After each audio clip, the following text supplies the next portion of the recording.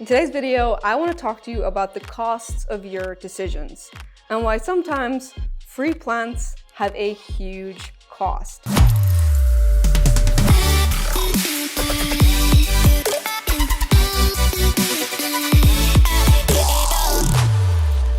Hi, I'm Cathryn Lavery. I'm a designer and entrepreneur living in Austin, Texas. So let's jump into decisions. I have become really fascinated with how and why people do the things that they do. Specifically, like what we value when we make decisions. See, there's a cost to every action or decision that we make or don't make in life. And we don't always understand what that cost is. Some of these are explicit, some implicit, but the most dangerous are the ones that we pay without even knowing it. These unconscious costs are the parts of our lives that we give away immediately or in the long run without realizing. Let me tell you a personal story. So a few months ago, my fiance Emily, she tells me she has to get up early at 6 a.m. to go pick up some free plants that she's getting from someone on Facebook Marketplace. Free plants, awesome. Her getting up at 6 a.m., suspicious, highly suspicious. Don't be suspicious, don't be suspicious. Why? Well, if you know Emily, she hates getting up early, as in like audibly yells, is in pain if she's woken before 7:30 on weekdays or 11 on weekends. So her getting up at 6 a.m. for plants, like, didn't make sense. The next thing I find out is that these plants are 45 minutes away, which means a 90-minute round trip just to get them. Added to that, once she gets there, she will need to dig these plants out of the ground. So the real cost of these free plants is 2 hours less sleep, a 90-minute drive and whatever gas mileage that is, and then 30 minutes of digging these plants out of the ground. So suddenly, these free plants are feeling, to me, really expensive. It's not her fault though, as the cost of free has been scientifically proven to make us irrationally excited, to the point where the rest of our brain actually shuts down any further decision making. Free is the reason people take free trinkets that they don't even want, why they return to the buffet line after they're already full, and why thousands of people across the US will wait on July 11th in the humid summer heat for a Slurpee at 7-Eleven, all because it's free. Confession, I have been one of those people at 7-Eleven for that Slurpee, and I don't even drink Slurpees. I don't even really like them, but I have been in that line to get that free Slurpee. Now, let's jump into like what this video is all about, which is decision-making filters. The filter that we apply to decisions defines how we understand like what the costs involved are. Here are the 3 filters I consider in my decision-making. One is money, so how much you pay or how much you save. Time, so time spent or time saved. And then joy, which is the enjoyment you get from it or the enjoyment you lose from it. So if your primary lens is money, then the free plants look like a really great deal. And as I just talked about, studies have shown that the power of free is overpowering to rational sense. So if you enjoy long drives and digging up plants at 6 a.m. for free, that's also a great deal. What I'm saying is in design, we have this idea of good, fast, cheap, and you can only pick 2. And so when you're making decisions, it's often the same thing. You pick joy or time, or you pick saving money and saving time, or whatever it is, you can almost always only pick 2, and utopia is like getting all 3. See, everything is a trade-off. You just have to know in advance what you're trading in exchange to really understand what the true costs are. A good decision is when the benefit you get exceeds the cost that you paid. In the case of the free plants, save money, spend time, not have much fun. That doesn't seem like a good decision to me. Don't tell Emily that. But how do we know what lens we are wearing when we make decisions? Because it's not always a conscious thought. It might be a decision that we just had growing up that we never considered.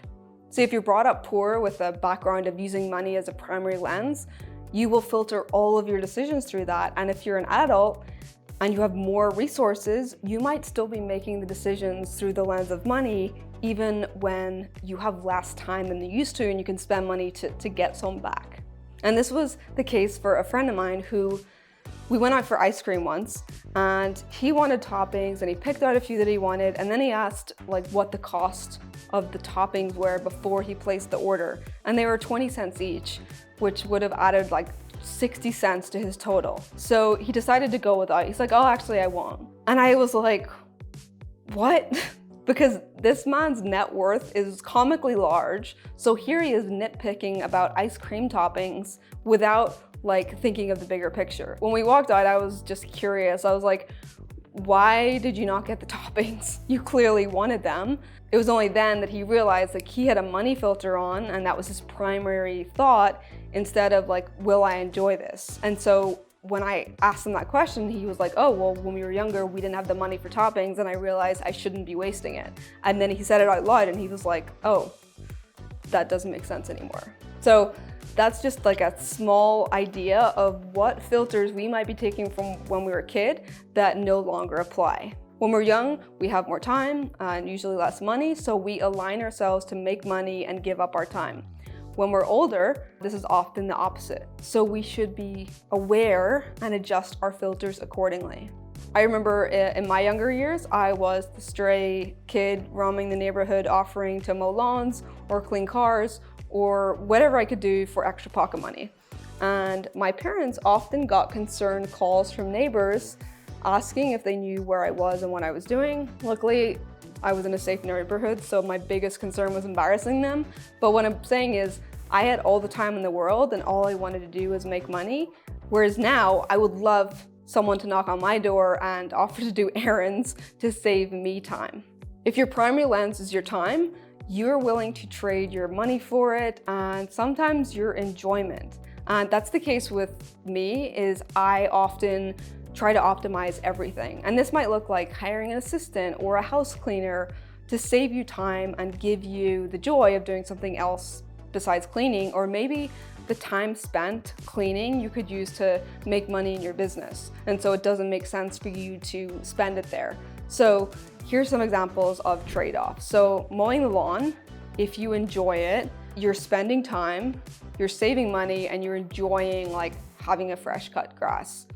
Hiring a cleaner, if you hate cleaning, is a great decision if you want to save time, have a clean house, and you don't mind spending the money. Dinner with friends, if you like your friends, you're spending time and money and you're having fun. So you don't mind spending the time and the money because you're enjoying it. So those are just some examples of like the costs of your decisions. And like I said, mine is typically like time is my first consideration. So I want to be efficient, I want to delegate, I want to use my time wisely and save as much of it as I can. But this generally means that if the benefit to me is more than the cost to save me time, then it's a yes. But just like your money being your primary lens, having time as your primary lens also has its issues, because a well-lived life is not optimizing and saving time on every single part of it. Not everything in your life should be optimized and made efficient, because that's actually not that fun. I've learned that from experience, because many of life's joys involve being present, going slowly, taking our time, probably where the phrase taking your time comes from. So let's make sure that we're filtering the right things through the right filters so that we're not trying to do everything through one. When you learn to look at problems through different lenses, an effective solution will be very clear, like which lens should you be paying attention to. It's also not a bathrobe. And by that I mean, it's not a one-size-fits-all model. A great decision to me may not be the same to you, as we have different filters, we have different values of what we expect in life and where we are. And so if your friend makes a decision, it doesn't mean that it's a bad decision or it doesn't align, it's what's right for them. So understand the amount of your life that you're exchanging for something to understand its true cost, and really look at like time, money, enjoyment. And basically, you want to check yourself before you wreck yourself. I hope this was insightful, and I can't wait to hear in the comments what you are using to filter your life through and what you maybe have learned from this video.